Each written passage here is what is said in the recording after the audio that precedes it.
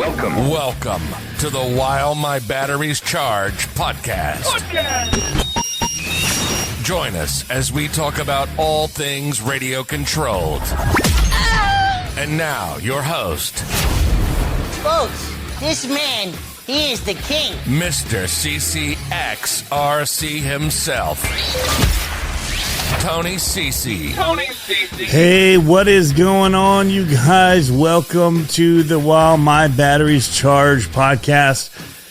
This episode, we're going to be talking about Proline by the Fire 2025. It is my first time getting to go there, and boy, did I have a good time. Cool people to hang out with, cool terrain, cool trucks, cool everything. It was pretty rad. So, I thought, I could wait to do this podcast, but it's better off that I do it early because I'm already terrible at remembering things, and the further that I get away from it, the harder it's going to be for me to remember. I'm going to do this podcast a little different because we're also doing a live stream, and we've done live streams with these before, but I am going to be really kind of digging into the comments and stuff like that as I go. If people have questions, if people have comments, or they have something that we talked about together, definitely be sure to mention it because I do want to lean in.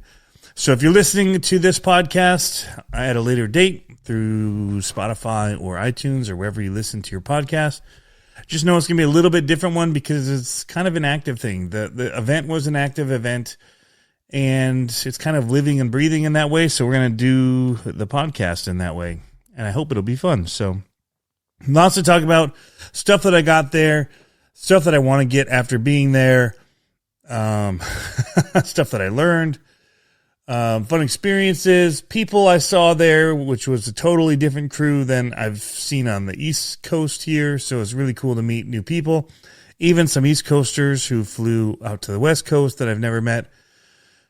Yeah, should be good. First off, Proline by the Fire. What an excellently run event. Well done to everybody that put it on. I know Faultline Crawlers, I don't know their name of the group, but they did an outstanding job keeping things running for us and getting events ready and all of the stuff that happened. There was stuff going nonstop there. We'll talk about the train. It's like nothing I've ever been on before, so it was cool. We'll show a few maybe videos from Instagram because I haven't posted anything. I've posted some to YouTube here, but they're on Instagram, Facebook, like little shorts that I was doing on the road at night, basically in the RV at night because I camped out there. We'll talk about that. We'll talk about the people I camped out with. Super fun time. I mean, oh my gosh. But man, I've got something. I need to sneeze or something here. Hold on one second. Just something caught. No, I do have a drink, I guess. This happens when I start talking, especially in that Dust Bowl that we were just in. So I flew out on Wednesday, and I flew home on Sunday morning. So I was there Wednesday, Thursday, Friday, Saturday. To when the event really ended, I was there for the final part of it. I helped with some of the teardown, too. Just because, why go back to my hotel and get ready to fly out? Just hang out with people, be helpful. It's just how I am.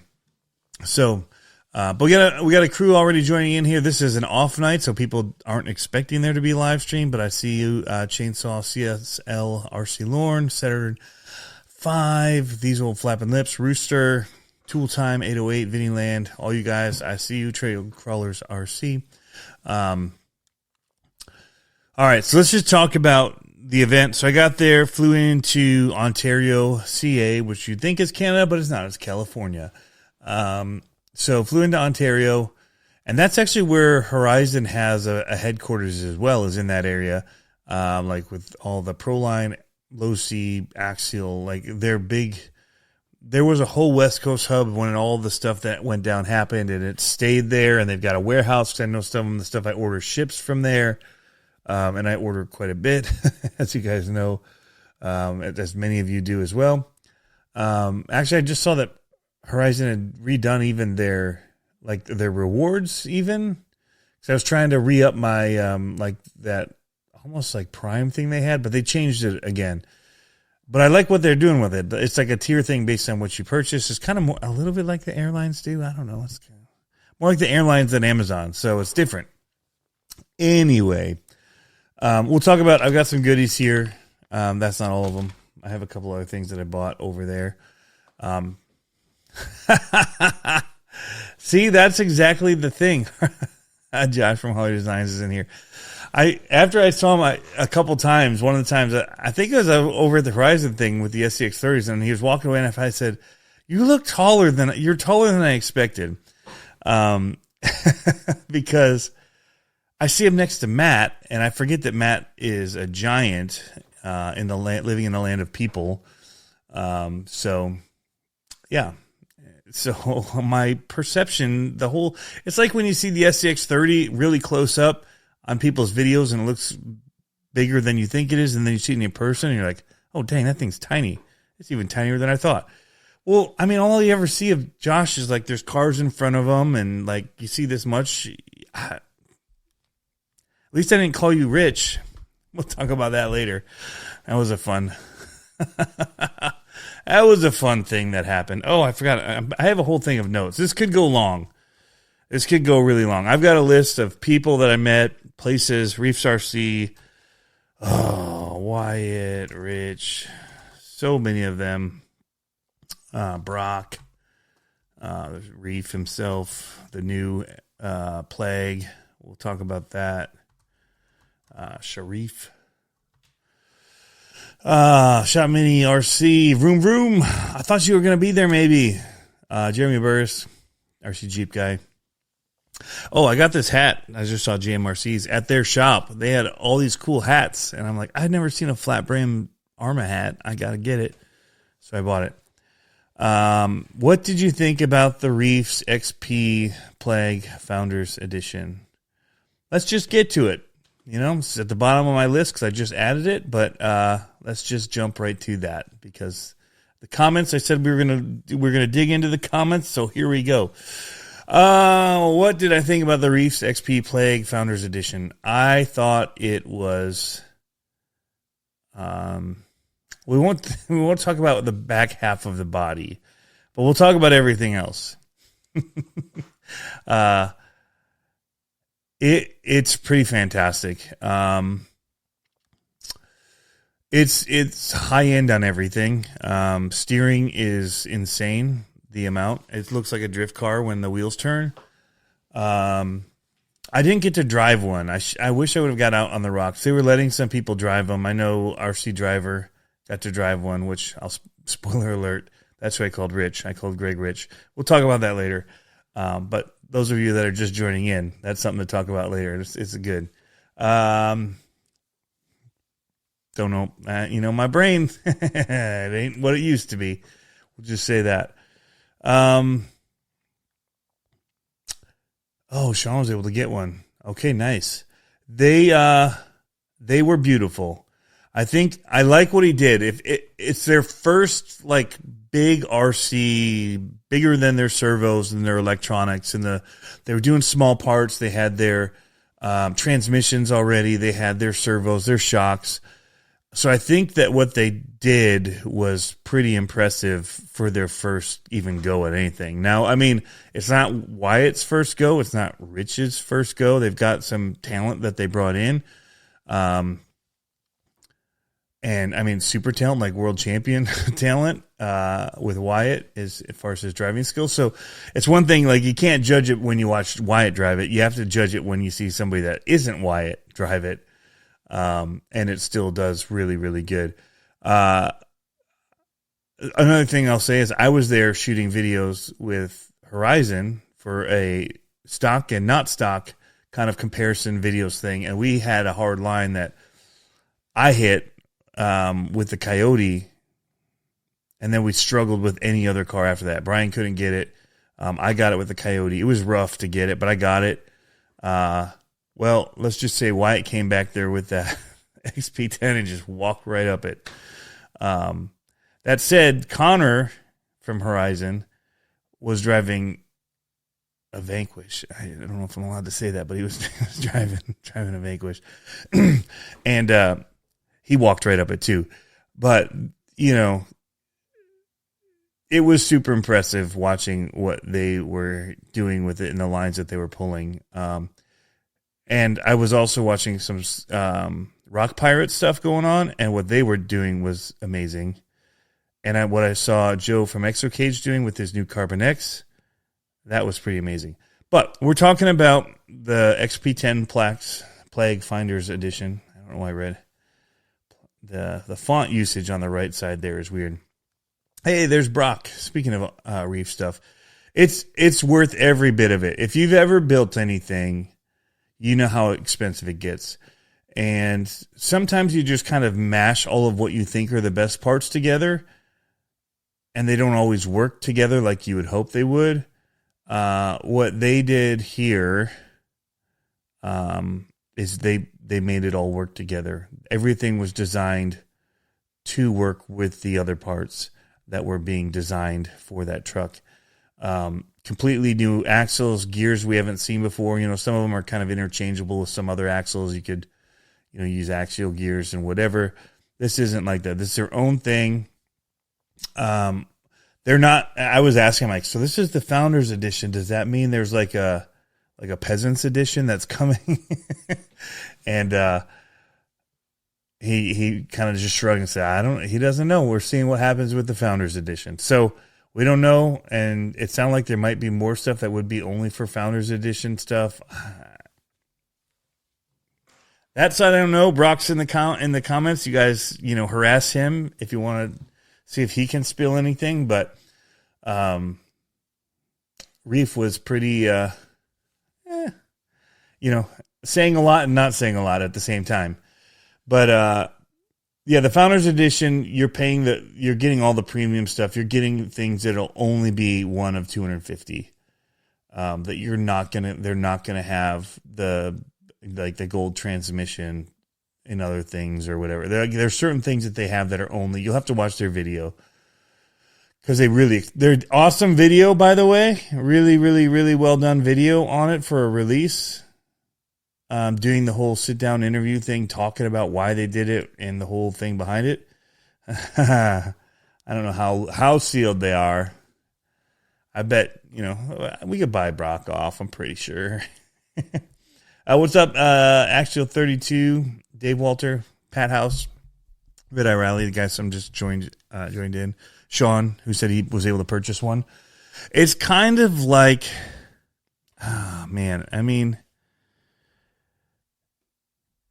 we were talking about this even with the Great Lakes Gauntlet and the mini comp stuff we did. Like, I'm going to change it, I think, this next year. One, from stuff I saw at Proline by the Fire. I liked that they did. It's going to be the most random podcast you guys have ever heard, because I'm just riffing off of everything that happens. So they were doing some kind of relays, and I didn't realize it was a relay when I filmed it, so I ended the camera when I thought he finished. Well, then another kid was coming back and doing it in reverse. I'm like, oh, this is a relay. That's sweet. But I started thinking about our event, and I was talking about it anyway after. It's like, we're doing 2 events, a Friday and a Saturday. We're trying to make it open and whatever, you know, very simple classes, brushed, brushless, to make it available to anyone, like carnival games. I'm like, well, why don't we just do a carnival game on Friday and then do a straight up comp one where we do classes on Saturday? That way the people that don't come for the minis and the comp side of it can still compete in mini stuff and have fun.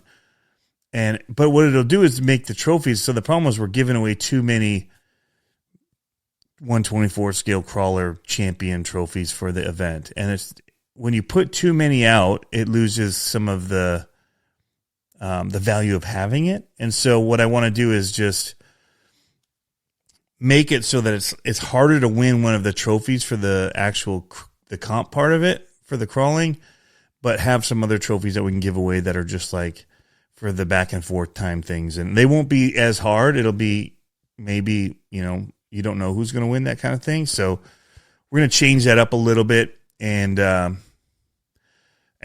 that's what they've done with this. By only having 250, you kind of are special in a way, right? And I mean, Vanquish has done it. You've seen what people will drop for that stuff. So but it's their first time into it. It's kind of like a testing the waters. They put a lot of money. So people are like, oh, I can buy that car. So I priced it out if you wanted. You could go and buy a Carbon X from XOCage for about $100. You got to get skid plate. You got to get a few things, wheels, whatever.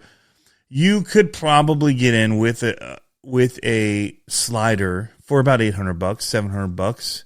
Decent Mias axles.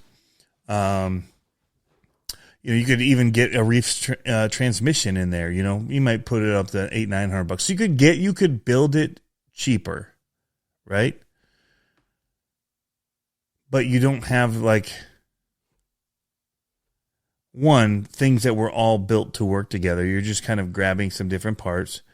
But there's also just something about saying, hey, I got one of these that are a limited edition, and people love that stuff.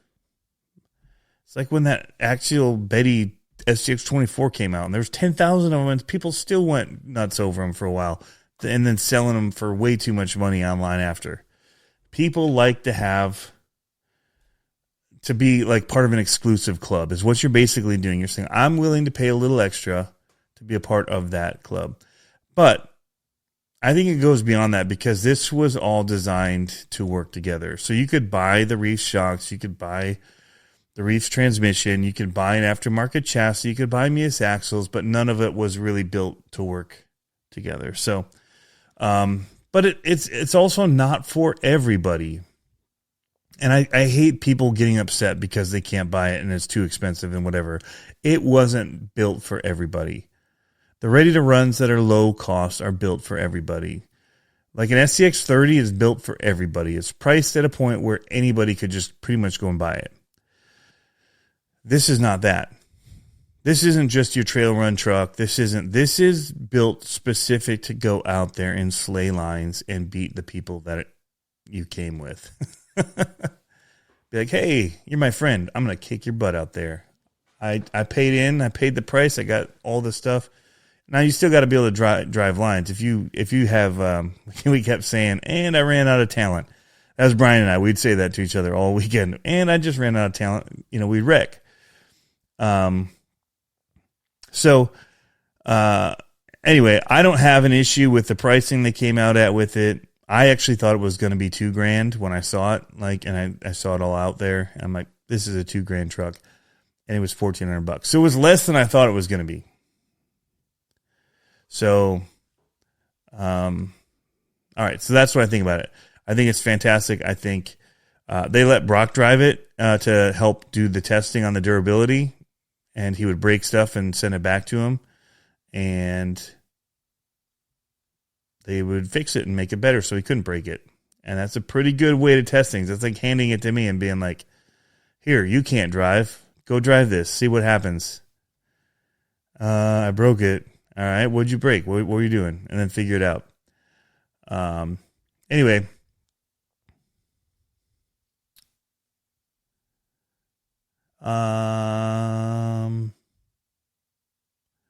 Jeff, what's up, Jeff? Just joined in.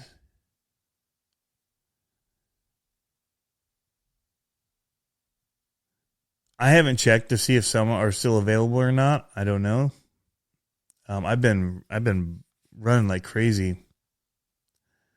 I'm all jacked up on Vernors. There's not much Vernors right now. I'm just tired. It was a long weekend. I'm just kind of quickly going through the comments here. Yeah, it's like a Les Paul. You only buy a nice one of those if you're a serious musician, right? You can get the Gibson one. Oh, I know what I was going after. Oh, man, this is way now too far apart from it. So you can build one with a Carbon X and all those things that I said, and you could probably build it for $800. What you aren't paying for is the R&D time. Speaking of Brock having to run it, speaking of Wyatt building it, speaking of Rich, all of these people that are involved in making these, and there's only 250. So the production run isn't as high. The cost is way more inflated when you do something that niche and also that small quantity. Your pricing comes way down when you do large numbers. So like the axles and all of the gearing and all those cuts on those things, your price comes down or goes up when you do smaller numbers on things like that. Some won't even do custom if you don't order more than a certain amount. So that's what people don't factor in. They're like, yeah, I can build it for $800, but it's like you couldn't pay companies in even China to build it for you custom to your design for that much money. So that's the difference. Everybody thinks that they can build. Everybody's got a 3D printer now and they've got their maker, whatever.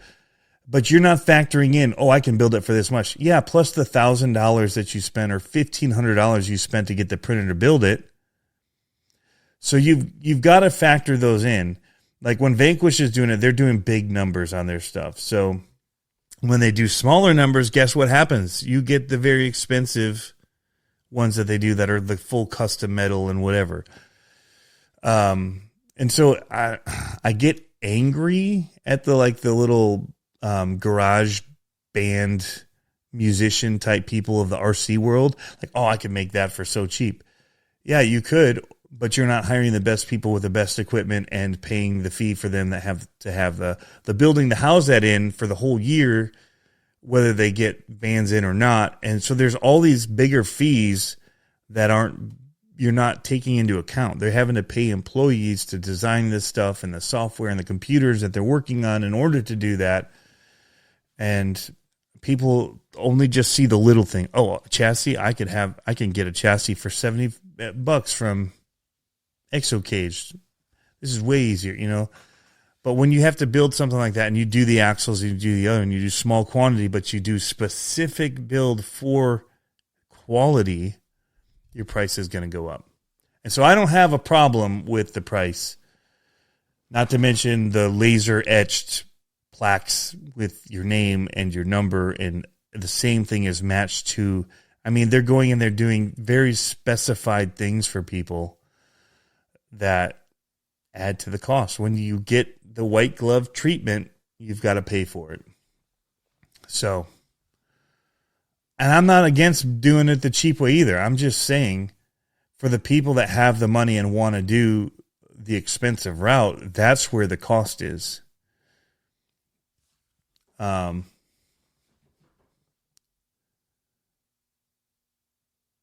Rock, I missed it. He said, that's my specialty. Yeah, and if it's not what you're into, that's just a whole nother, ball of wax. But I'm just saying, don't knock them on the pricing for it when you have no idea what it actually costs to build them, because you think building it is based on buying stuff off of Etsy and, the Chinese axles that are made in the, tens and 20s of thousands versus 250. So anyway, that rant over. That wasn't supposed to be my Proline by the Fire intro. Thank you. Who was it that brought that up in the beginning? Was it Sean? Yeah, you want nosebleed seats or front row for Taylor Swift, right? Some people are going to pay for that up close, that personalized detail that they're putting into these. Anyway, Pat House, 2,000 units is the minimum you have to have available for most crawlers to just be available to be sold. Yeah. All right, so we went into that early, but hats off to Reef and them. A solid release, awesome product. They're just, you go places and people flock to that tent. They're just likable guys. And I always love, that's one of the first places I run to is to run over and say hey to them all. And I think that's a lot of people. All right. So let's go down to, what do I want to see? Let's just do some of the quick hits. This is a super quick hit, but this is one of my favorites too. Operation 11 Charlie was there. Got to see, all my boys from there. Javier was there. Scooter Scott was there. Exocage was hanging out there a lot. Robert Pezza from Scale Rat was there, but he's also with Jay Concepts and was there. But he was underneath the tent. Always awesome to see them. And they did giveaways and raffles, and they had a huge crew of people there, and they were getting them out on the rocks, and it's just really, really awesome that they serve the veterans in that way. Scooter Scott, speaking of him, had some really awesome builds that did really well in the concourse there, Show and Shine. And one of the giveaways at Operation 11 Charlie that they did for them was they let them auction off raffle off an SCX30, which people are going to pay into that. To be able to walk away with a truck that nobody can get is pretty sweet. And so the Milk Tea people got it. So that's my transition to talking about Bernie from Milk Tea. RC was one of the first people I interviewed. He was there Thursday, and I ended up picking up these Enduro wheels from him, but he sells these inserts. Oh, crap. I just dropped one of them.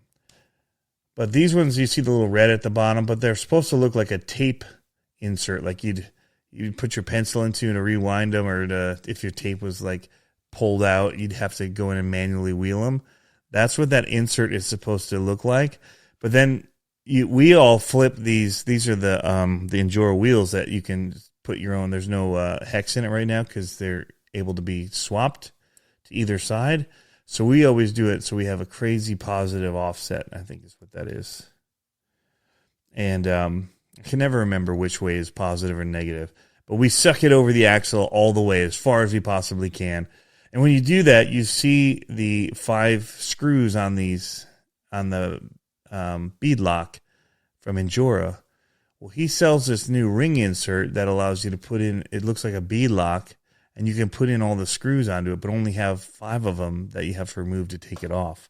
And that is sick. And so I bought some in brass, and he had so many inserts that I wanted to buy,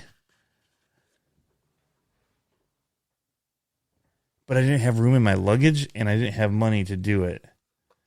So I had to be a bit frugal on this trip. But I was a little bit not frugal. I ended up getting a Micro Shift RC servo because I didn't have any of theirs yet, and my buddy has one, and it just looks cool. Unfortunately, I didn't bring that up here to show off. It's their little nano one, so it's their micro. Where's the other thing?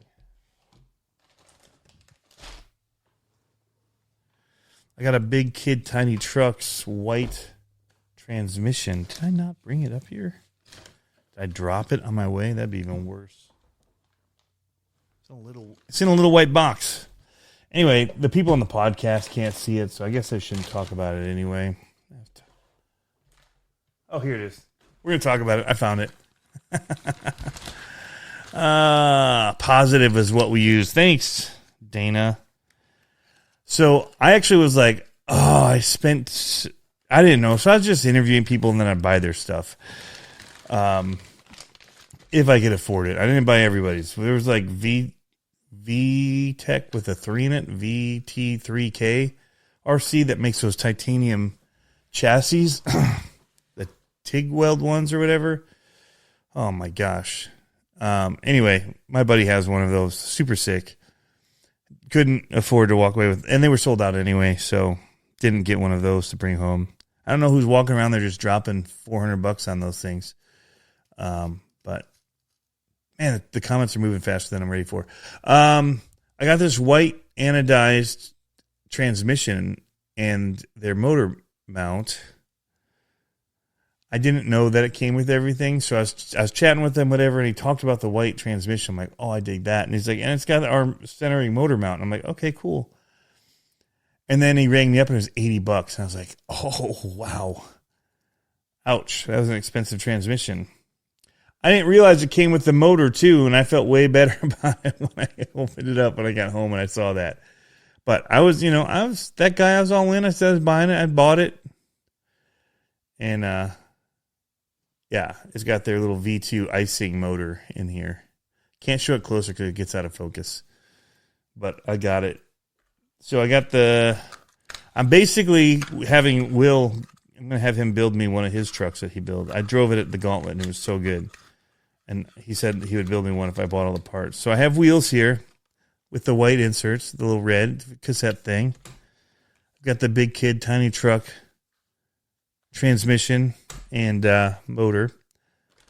Will also, at the Gauntlet, made me realize how good these Proline Mojave tires were. These are the Mirage tires for the Mojave Grom. And they had these on sale, so I grabbed them there. And then Scale Pirates have these awesome new back end trays that you can put on any truck.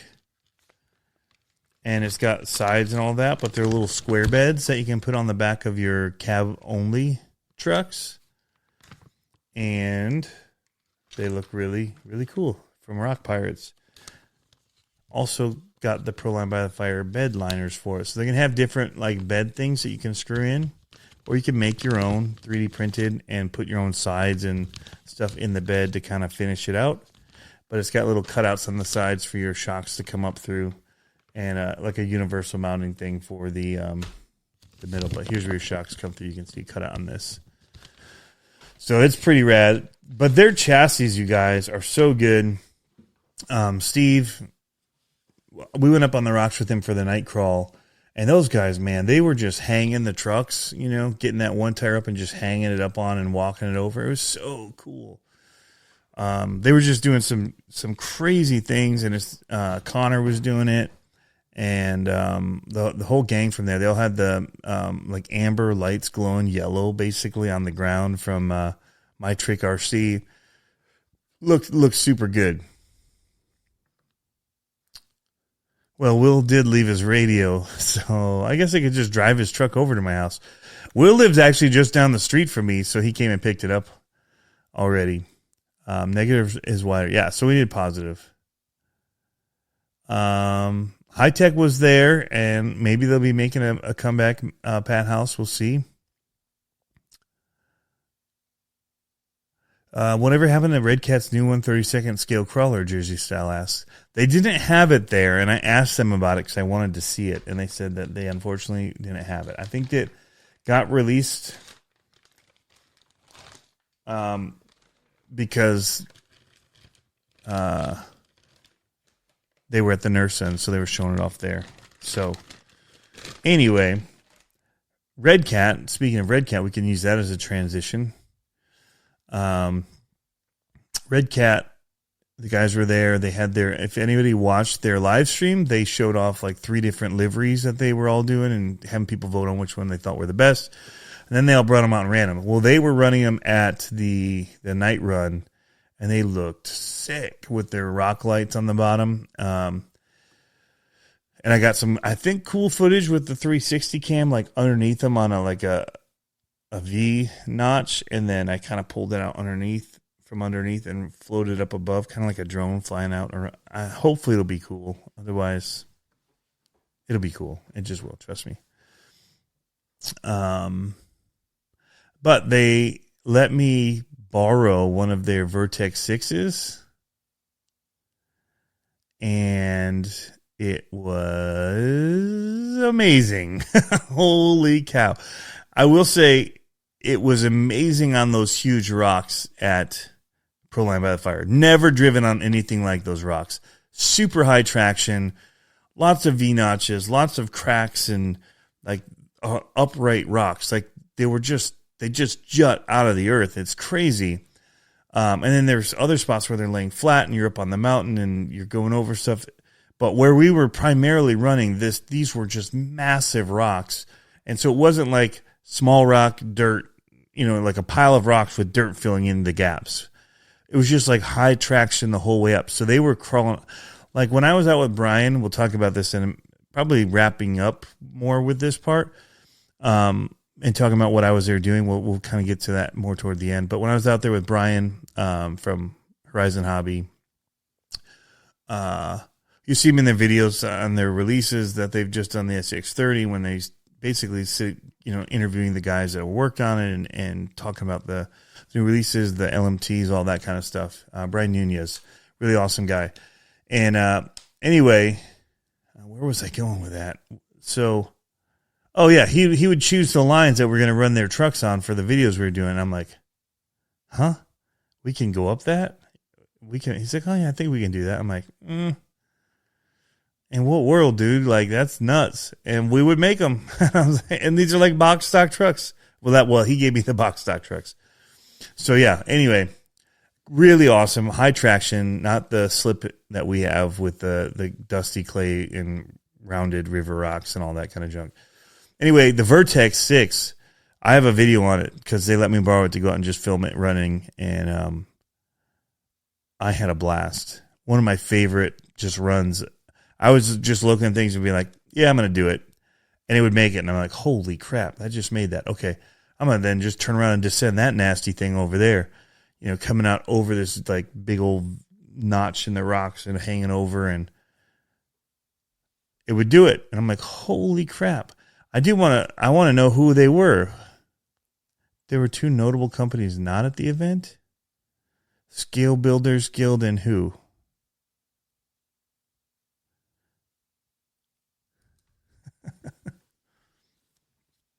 Does anybody know? I don't know who's notable and who hasn't been there in the years past.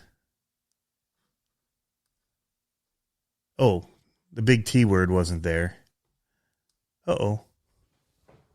My camera just went off. And they were just in Las Vegas, so they could have just stayed and kind of came over after.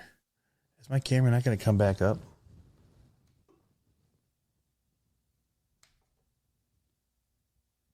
What's it doing? I hear it. All right. Well, I'll keep talking. You guys... Okay, Big T is never there, so that's not what he's talking about. I'm actually going behind everything. I'm moving my mic on that stand, and we're going to try to surgically take off this camera off of the battery mount and the grip that it has and drop out the battery that's in it and get this live stream back up and going. I'm hoping. I don't know. For you guys listening on audio, I apologize. But this is just the kind of crappy stuff we do around here. Get used to it. I've only been doing this for 6 years now, this podcast. You shouldn't expect more. Now the live stream guys, they should know.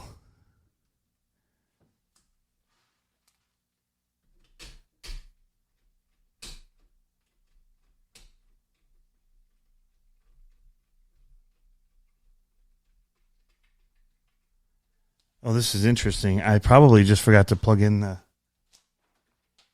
camera last time I did this.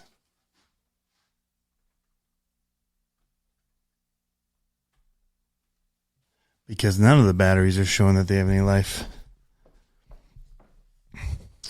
We're plugged in now. We'll see if that does anything.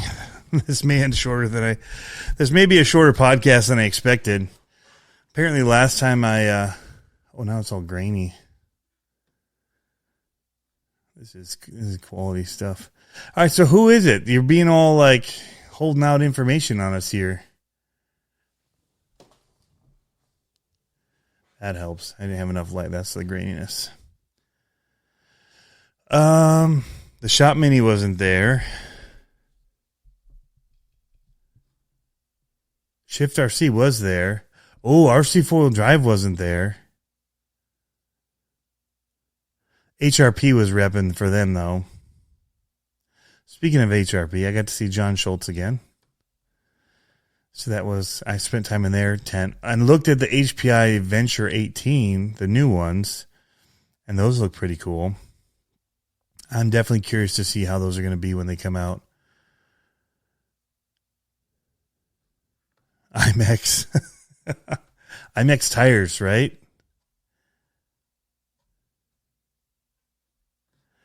Okay, let's get back to the people that I did talk to. So Knights Custom was there. They had Paul Wilhite there, and it was great to see him, chat with him. I chatted with him one of the first ones as well. So I think I went and I was talking with Exo Cage. That was the very first video I shot right when I got there. He was getting his truck out on the rocks. I'm like, hey, Joe. And then I went over there, and then we started chatting with him. Said, hey, can I film your new truck? So we filmed that. And then I went over and actually filmed with Night Customs. And then I went to Milk Tea. I think that was the order.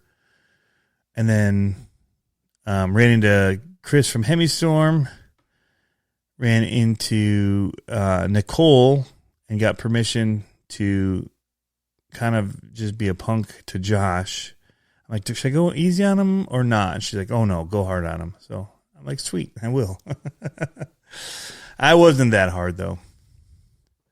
I could have been worse.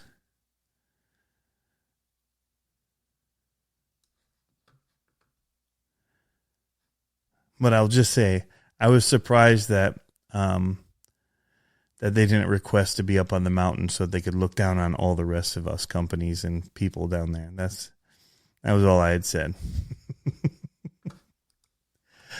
Oh, man. And I love doing that stuff with him because he takes it well. All right. Okay. So now let's get into my embarrassing stuff for myself. There's a couple things that I learned this weekend. One of them I knew, and I just messed up. And that was Greg Vogel from RC Driver. I was trying to, just burn in my brain Rich's name from Reefs. Because I was blanking on it. I'm like, oh, I got it. Well, then I saw Greg from RC Driver, and I'm like, oh, Rich is here. Because I don't know why I'm thinking Rich. It's not Rich from the RC Network. It's not Rich from Reefs. It's Greg from RC Driver. And I go over and I just I've talked with him on the phone. We chat through Messenger a lot. I have like his actual personal one with Greg. And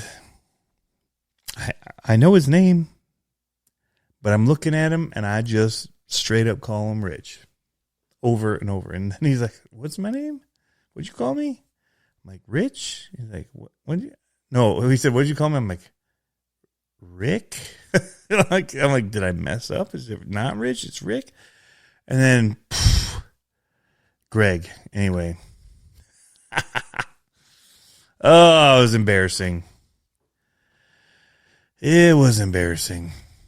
But even more embarrassing than that was Rob Ski Fab and my total non-understanding of who ran Rob Ski Fab. And I felt terrible. So it's Ian who runs it, who used to be with Proline, who had designed, and my buddy George knows him, and I know Ian. I've met him and we've talked about his stuff, and George has talked about his one-piece aluminum chassis that he was having bent and doing all, they were cut and bent, so you didn't need the spacers and all this cool stuff that he was doing. And I don't know why I saw the Rob Ski and I thought Rob Mursky from DSM Off-Road. And even in my videos showing the stuff, I would pull up the DSM Off-Road site and talk about their stuff. And then I just guessed that maybe this was his mini line. So again, I apologize, Ian, profusely for how much of a dunce I was on that. And also, too, congratulations on all the cool stuff you've been doing. And I just wish I'd have credited you for it properly from the beginning. And now I know. And I did a great interview with him on his new stuff. He's got a new 3D printable, off-road cage truck where you can literally just unscrew your transmission plates and shocks and bolt it over to the other. And it's ready to go. That's all you got to do. Move your ESC. but the rest all just kind of bolts over. Pretty slick. Just get rid of the old, and you have to kind of just Velcro in your battery, whatever. But anyway. Hey, Sean, thank you very much. Sean says, nice show. I dropped the controller. No. Hobby Wing? No, Hobby Wing was there. Double A day. Two-time 808. It was my microphones that saved Reef's Big's release. Yeah, and they do owe me. They really do. I'm thinking like maybe, $100 off of their new release would be a pretty good way to do it. Show me a little up. No, I'm just kidding.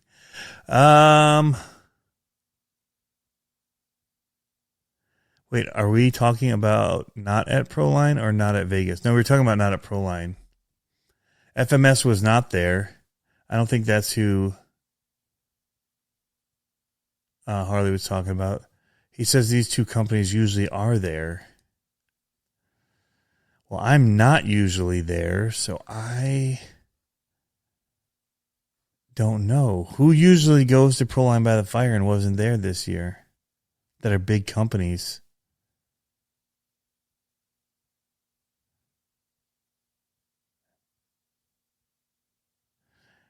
Horizon was there with Proline and Axial stuff.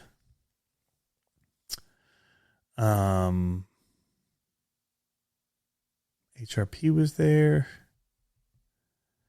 My Trick RC was there with their cool Scale City.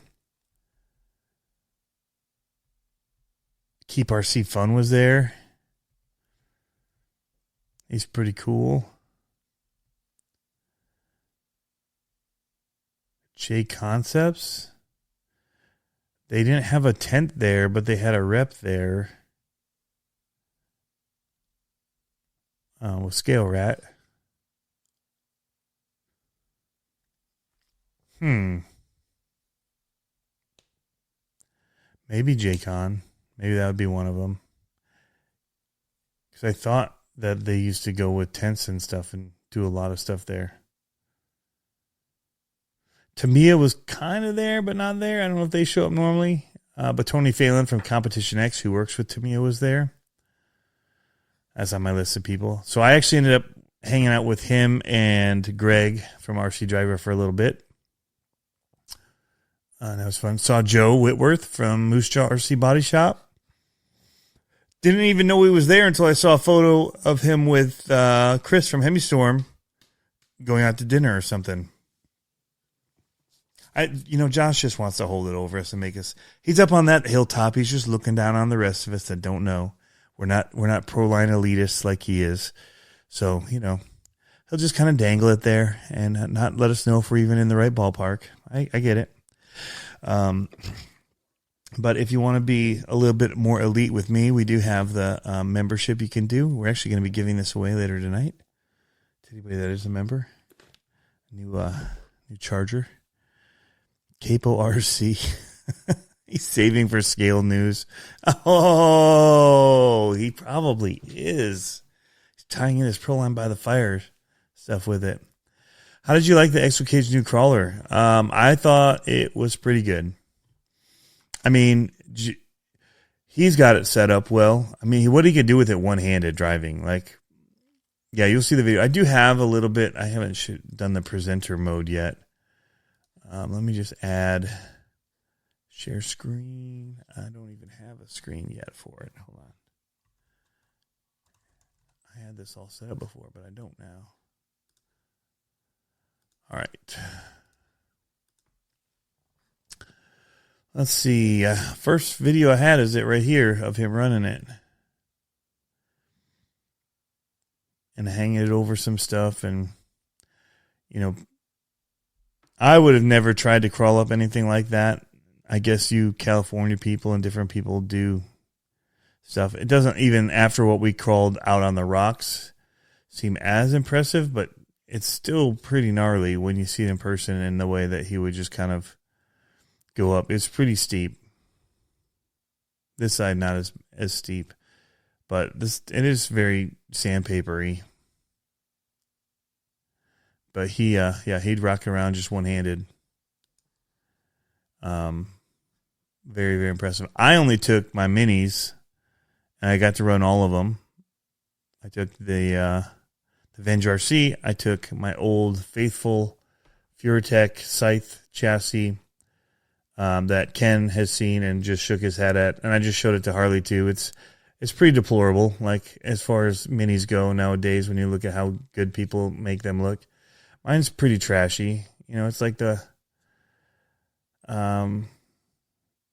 yeah. It's a pretty white, trashy kind of a truck. But I ran these in the SX30.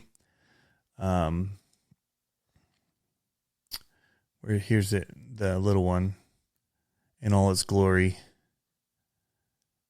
Video, I mean, makes it look better than it does to just hold it in your hand and look at how poorly it's put together. They're like the oldest original, like, knockoff hot racing double barrels on it. Only one of them has a spring still on it. Or no, both rears still have springs on it, I think. But it's so heavy and they're so beat up and just overused that they just sit all the way down. It sits full droop all the time. But yeah, it does. It gets over things. It does well. I wish I could have done the mini comp. I really wish I could have. Just to see how it would have done, how it would have stacked up. Here, this was a fun little side-by-side, the comparison between an Orlando and the SX30. They're very, very similar in size. But you don't have to put the SX30 together, which is a definite bonus.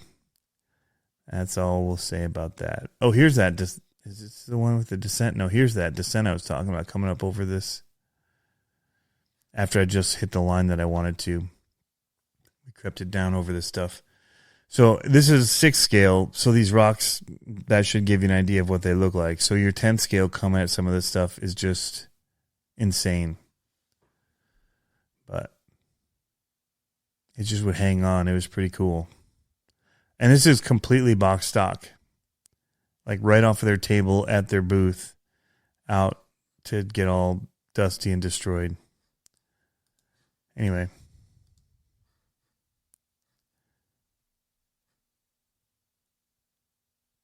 What's up, David?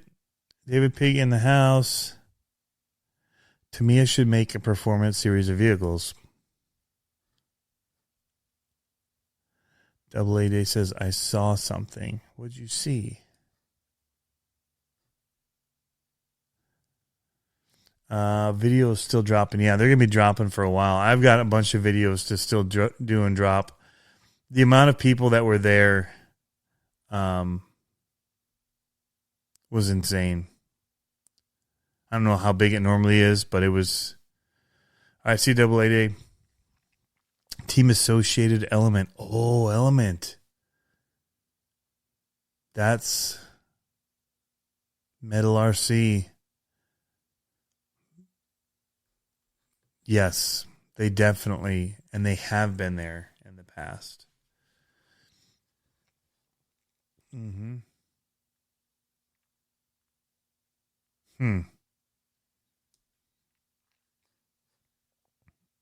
The shop, Ken says, if it works, bro. I know, right? Yeah, it does its thing. The only time I really get stuck is when there's like high breakover. There's the smiley face we've been waiting for. See, he's come down from that being up on that mountain just enough to smile at us, and now he's gone back up.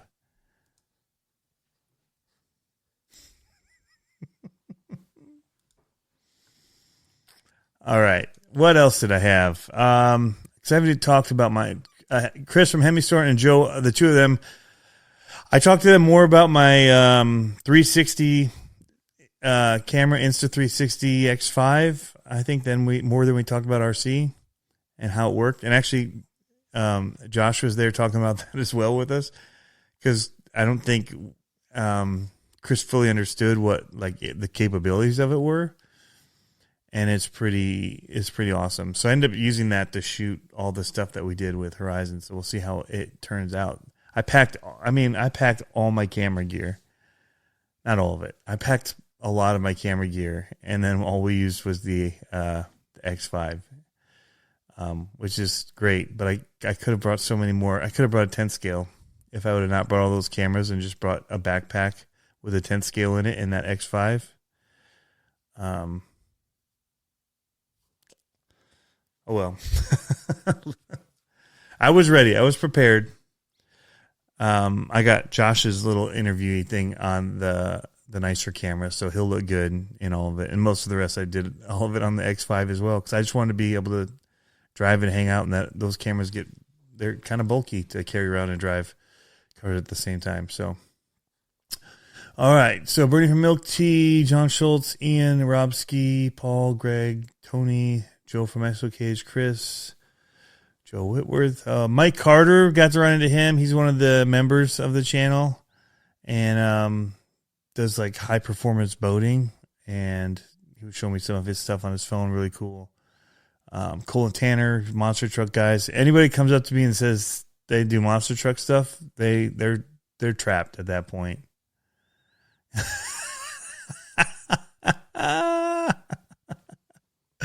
I look good on anything. See, I told you he went back to the top of the mountain. Is there any talk about Axial Fest? I don't know. I sure hope that they do something with it. We need something like a Proline by the Fire on the East Coast. I don't know if it needs to be Axial Fest again. Could be Proline again, where it's more inclusive, in my opinion. But some people like the exclusivity of it just being Axial. I kind of liked the inclusivity of it because the amount of vendors that show up. That's the thing. So let's talk about what these events are like. Big picture. Awesome event, right? Said that. Rock's never called anything like it. What is it about these events that's so awesome? Oh, I did not talk about Ziegler. So Andrew Ziegler, the face of these events, the man who really, you can't miss him because he's a giant. But he's like a big teddy bear. Awesome dude. His last day was Friday. So he came in, he set this whole event up for all of us. Did Thursday and he did Friday, but Friday night was his last night. And it was, it's cool for him. You know, he's going on to some new stuff, and we talked about what he's doing, and I'm not going to share it on his behalf, but it's cool. And it's good for him. Like, it's good for his family. It's good.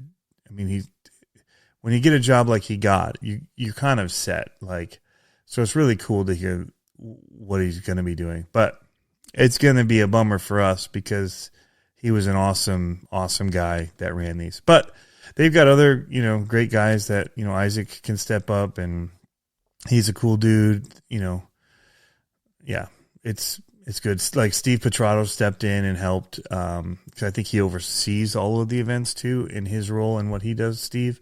Yeah, he oversees a lot. He's a big deal there. So, but he came in and he kind of emceed some of it the next day. We kind of split it with Brian a little bit from what I saw, and different people. So, because even Isaac had to leave early, but he's still with the company. But, Proline at Badlands, that'd be okay, says David Pig. I just like it because it emphasizes all of the facets, right? They had the little bashing thing that they did with the big jump and the ramp. I know they do Horizon RC Fest, but that really still, even though they have all that stuff, really feels air-centric, where the Proline feels very anything-centric, like ground-based, because they make stuff for all the brands. Anyway, it was really cool. But what I was trying to say was having that many vendors, whether it's at Proline by the Fire or USCE, makes that vendor area a place to hang out. Like, it was a place to be. And that was not the case with Axial Fest Badlands. Like, there's a little bit, but mainly it's just you were waiting for the trolley to pick you up or you're back at camp. Like, you weren't just hanging out in the big, U shape of tents and vendors and looking at all the products and buying stuff and talking with the companies about what they have to offer. There's something special about that. Even in, like, if you broke something, you might not be able to buy the part to fix it, but you might be able to buy something completely different from one of these companies to stick in your car and keep running. So same at Beat the Creek. It's kind of like that at the Gauntlet. We're not near where a lot of vendors are, so we don't get as many that come, but I would love to see more there. This year was a little less because we didn't have Ryan there with RC Addict and his whole setup of stuff. You guys know when he rolls in, it's a big deal. It's a lot of stuff. And he's been at Badlands too, and those have been better years when he's there. But even though you might buy something from him you couldn't even use there, right? So if it wasn't Axial based. So yeah. I just like that vibe that the concourse brings of that whole vendor area. And then the show and shine right in the middle of that and all the people flocking in there. And I actually liked that because they had that whole setup, that's where they did their microphones were there. That's where they did all of the like the awards and stuff was in there too. Where like Axial Fest, like that whole awards thing is its own area. You don't really go there except for the awards. But then they have like a few sales stuff at a different area. Like if that whole vendor row at Axial Fest had been moved into that cove where they were doing it, then it would feel like more of a gathering place than to go and then to go out to the trails from there. Whereas it felt like you were just walking through nothing then to get to the trails. Like it would just make more sense in that one section. But yeah, that if they put the vendors there, right? Yeah, and then the vendors just stay at their tents and not everybody's shutting down to go and to meet in this whole new space. You've kind of got your stuff there. Anyway, that's just my thoughts on things, but I like the vibe of it. I loved the vibe of USTE. Like you feel like you're missing stuff because if you're on the rocks, you feel like you're missing the connecting with people down at the thing. Like so you want to come back because I didn't get to do as much as I wanted to at this event. So next time I'm going to talk to vendors more, and then I'll get on the rocks. I kind of learn it. And then, I know they do this one event I like to do. I want to be at We Rock, or I want to do the mini comp. So I want to be able to cut away for that. But then I know I want to get back in and be by the Scale City at night, or like it just kind of, it's something to shoot off from, but also a place to retreat to and just not be walking, but just talking RC with everybody. And when you all go back to your campers, it's not that same vibe. Anyway, just something to think about. I think I've talked about, I got to meet Van Dewitt as well from Micro Crawler Club for the first time. So that was cool. All right. So let's talk about, I asked and I was told I could talk a little bit about this. So I'm not going to give everything away, but what I was there doing, I was out shooting with Brian. And so that whole Saturday, I didn't even get to Vendor Row. Like I saw Harley on Thursday, and chatted with him, whatever. I didn't see him at all on Saturday because I never went into the vendor area. It was we were so busy filming. And so what we were doing is he had a whole bunch of RCs, and we were showing what they were like stock and not stock. And they'll have a series of these coming out in, I don't know when. In a little bit. I got to edit a bunch. So, but I was filming with him. We were doing it with the 360 cameras, and there's a couple things I will say, like the Coyote. I did some stuff with. I wouldn't have ever thought, but two. The Helamon, I've never driven one, and it made me want one. Like, I love the Vertex, but the thing for me is trying to think where I would find rocks that big to run them here. Like, it would crawl over everything very easily at Walter RC Park. The front course is just too small for it. But back in the woods, it would pretty much just walk over, I think, most of the things. So I don't know that it would be as much fun. It's how I kind of felt about the Capra when it first came out and I was in Virginia. The original Capra. Like, I was just walking up the stuff that everybody was struggling with their older SCX-10s and RC four-wheel drives and whatnot, trail trucks. I'm like, okay, this is kind of boring. I'm going to go back to my SCX-10 so that we're all kind of on the same playing field. And so there's a challenge to it, right? The challenge is half the fun, in my opinion. And so basing the truck based on that. The Helimon is small enough that I think that even at reaction, there would be some good lines. Anyway, we had a blast. So I stayed with Brian and I stayed with Justin from First Time RC, their social media guy that you see all the time on the Horizon stuff and Proline and all the different whatever. He does a lot of the social media stuff for him. And so we got to hang out a bunch. And, man, they are awesome guys, and it was a total blast. And to see them out and doing their things. I ended up getting stuck a little bit at the SCX-30 Try Me. So I didn't get out of vendor row much Saturday because we were shooting like from 9 till 6, 5:30 or 6. It was just boom, boom, boom. And it got crazy. So when I finally came back, it was like night crawl time. And so then we went on the night crawl. So we literally crawled, and I chose to take the Helimon out for that. One, it has awesome lights. Two, I was just loving it so much. That was the last car we did in the shoot. So he would drive, like, not always, but he would always start with the not so stock one, or not stock, and I would do the stock one. We'd try to make lines. And if we'd start usually with the stock one to see if it could do it, because you don't want to start it with the not stock one, and if it can't do it, then you're not expecting the stock one to do it. Although sometimes that's the case. One really hard one, I think. But we did start one of them with the not stock, and it was a UTB 18, and he killed the line. I mean, it was hanging and just gripping onto the wall. I couldn't even get it over the first hump with the stock one. And so we tried a few things. I said, you know what, let me just drive the not stock one, see if I can replicate what you did. And I was able to. And so we did some of that so we could kind of talk about, like, what were the things that weren't stock that were the most noticeable? Like, is it the servo that is a better upgrade on this one, or the motor, or like, where would you start? Anyway, it's that kind of thing. Or, you know, which things would or wouldn't you do based on cost, based on different things. Anyway, it was good. It was really fun to do. And, you know, try them all out. And I really like the 4-steer Capra as well. I kind of would like a 4-steer Helimon, though.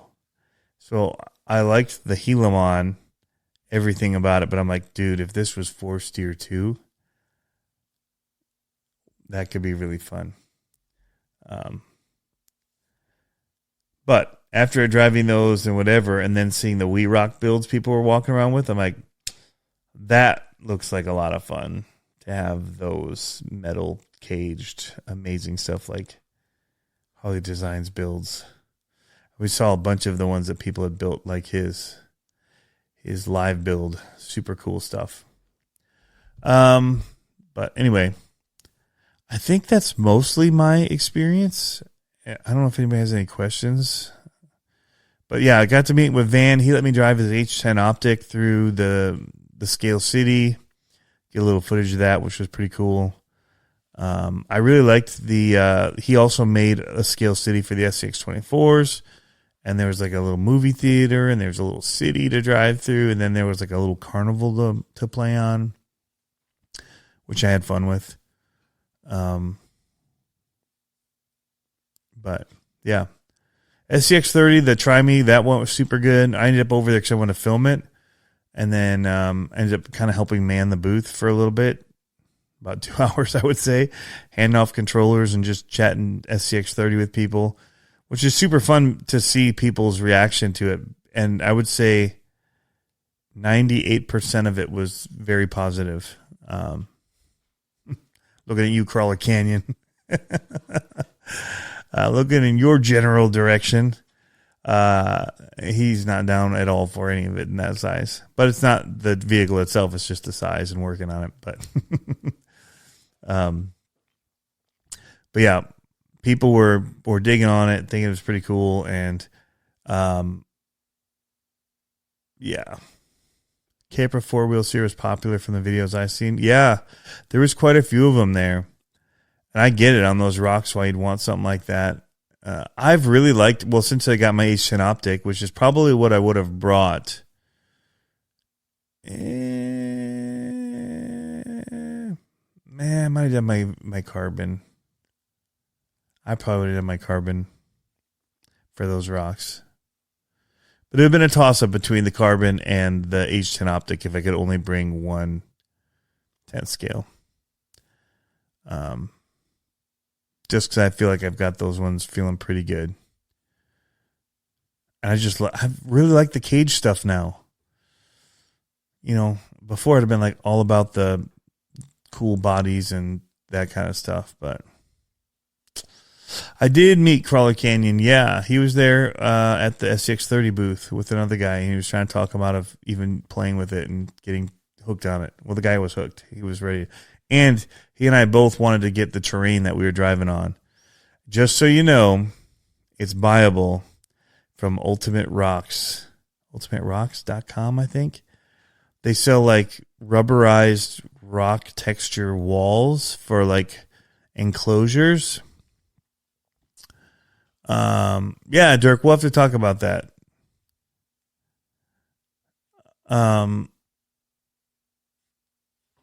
Yeah, rock wall enclosures for like lizards and stuff that you put on the walls of them, or you'd put it on a wall behind a TV and put lights on it, and make it cool. Or they make them for like if you want something to feel like you're entering into a cave. It's really, really cool stuff.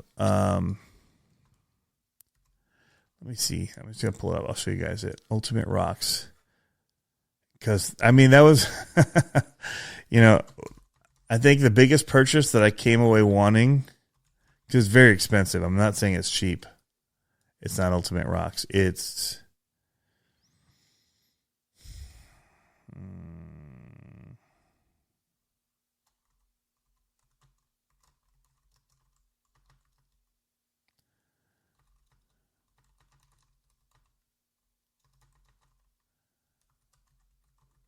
what is it? Starts with U. Universal Rocks. Why can't I remember that? UniversalRocks.com. All right, here. I'm going to show you guys. It's that cool.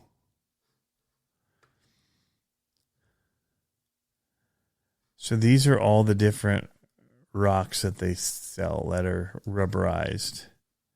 Or different things. They're not all rubberized, but like 3D backgrounds. These are like the different ones you can get, like crevice style, custom, ledges, versatile flat sheets.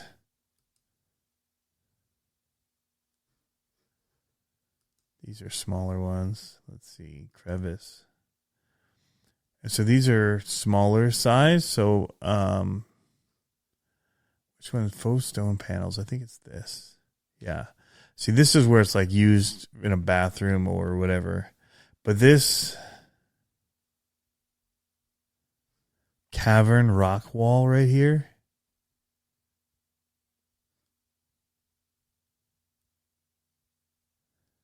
Price wise, this one's not too bad either. Compared to that, it's cheaper. Crystal rock wall panel. Or this basalt rock wall panel are cheaper. Here's a Texas one. This doesn't seem like it has enough jutting out of it. This grotto rock wall might not be bad either. But like the notches and stuff in it were perfect for the SCX30. And so these are 9 foot by 9 foot, and it's $1,200.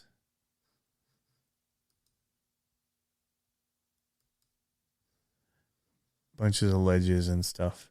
But it's flexible. So where's the one? This one? Nope, not Dragonstone. It was, I think they had, where's it here? Cavern Rock Wall. I think this is what they had there. And yeah, like these little grooves right here. And the cool thing with it is if you want to change it, you could just lift a corner because it's rubber and put wood under it and make a ledge. And so it would change the whole shape. Like if it's steep here, you could make it steeper just by pushing up this corner into more of a hill. Or you could change it week to week. Pretty lightweight as well. But yeah, it was stupid cool. Like here's another look at it. Kind of the textures is grippy. Here's somebody using it outside for something.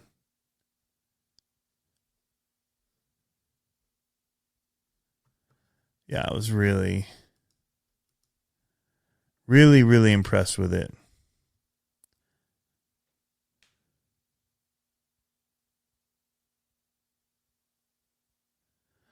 That was me. It's Ultimate Rocks. No, not, yeah, it's Universal Rocks.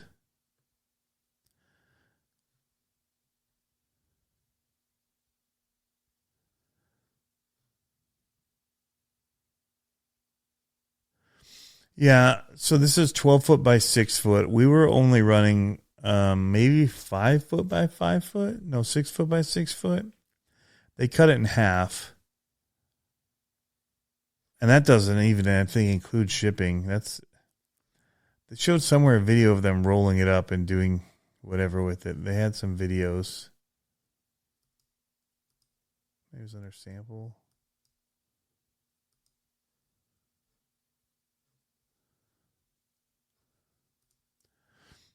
Anyway, if you were using it for a business, it could be worth it.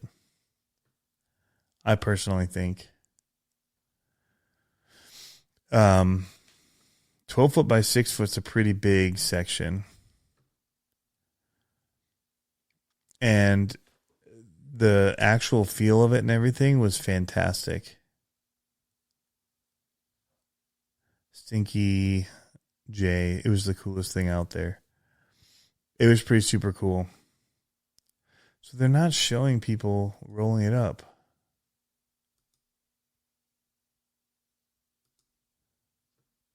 Oh, there. That's it. Rolling out. There's the one.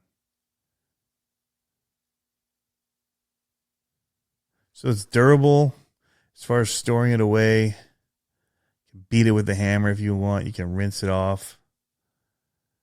Cut it. Yeah. I mean, but look at some of those lines. Going back to the Instagram here, you can see it in action. Look at the hills that are already molded into it. These grooves right here were super sweet. Had a little notch there you could climb over. For the SCX30, there were some definitely, there's my X5 sitting above all this. I had it just rolling as they were doing it. And then I ended up killing this one line at the end of it here. Can't really see it. But back over here, you have to come up over this hump, and then it splits, and it lands on this kind of crazy side hill notch that you had to push yourself off the, because if you went too high on it, it would tip over. But there was a line there. You can see that gray truck is on what I just did. I came up over that edge and then rode that and then down. It's pretty cool. So just for the right of where he is, I came over that hump and then rode it. It was sweet. Hey, Rad Raff. Oh, man, you should have totally came and said hi. I was busy, but I was always stopping to say hi to anybody.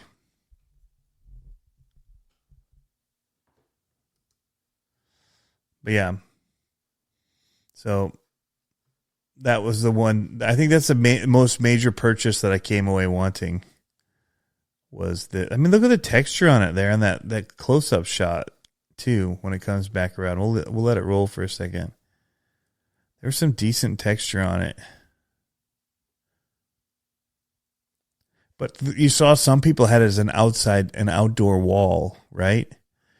Like if you could just leave it outside, but then just go out and rinse it off and hit it with a blower to clean it off, get the dirt off it. That's another thing. You add some actual dirt to it. It'll make it a little slipperier. Put sand in some spots so you don't always have traction right there. Look at the texture on it though. The pores and all that are fake faux pores. Yeah, I thought they had it custom made for it. And then when they told me I could buy it myself at Universal Rocks, I was like, what? Yeah, that whole truck has to be a part number. I remember that. Not going to work on it. Yep, just pitch it.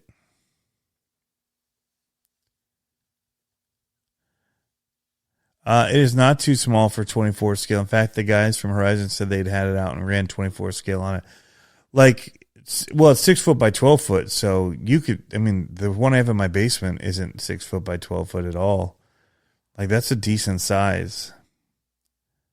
I think we were 6 foot by 6 foot. So you add a whole nother section of that over. That's a pretty decent course.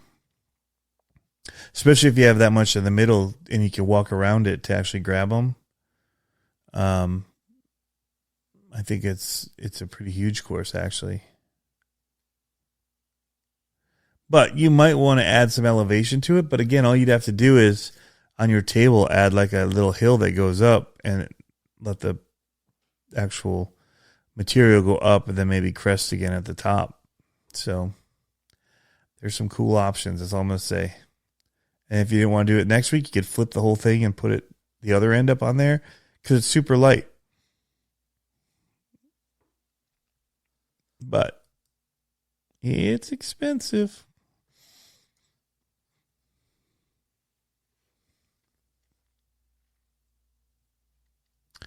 Yeah, we rolled it up at the end and stored all they have, the edging around it. We took all of that apart, unscrewed it, put it up on there with their fabric, rolled it in the fabric, all those wood pieces, then put all that in the middle of the course and rolled it up and used a like ratchet strap to cinch it up and hold it tight.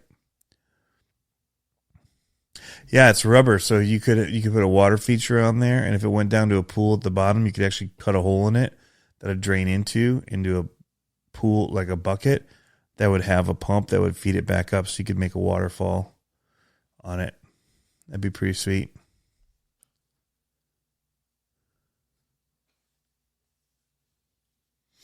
Yep.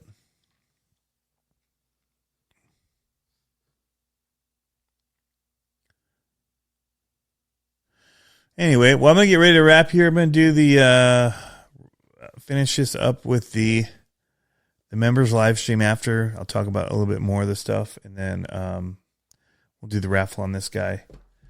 And yeah. Oh, I forgot to put my headphones back on. I don't even know where I set them down. I don't even know if I'm still doing the podcast. I don't know what's real anymore. I'll try and pull it over here. Oh, stuff's going to come off the table if I do this, but I gotta go grab it.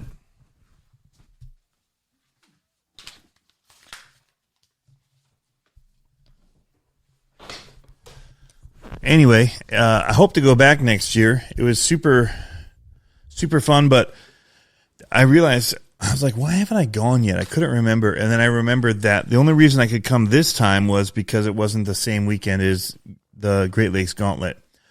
And so, yeah, I'm probably always choose our local one over something like that. But if they keep it in October, I would definitely go again. So we'll see. I'm hoping that I'll be able to go again in the future because it was a really, really awesome event. And it's cool to see people on the West Coast. And maybe if I don't make it to another Pro Line by the Fire, maybe there'll be another West Coast event, like another Axia Fest I can get to. Anyway, thank you all for tuning in. Thank you for listening to the podcast, guys. I know a lot of you guys really enjoy them, and I'll try and make more coming up very soon. Have a good one. Have fun RCing.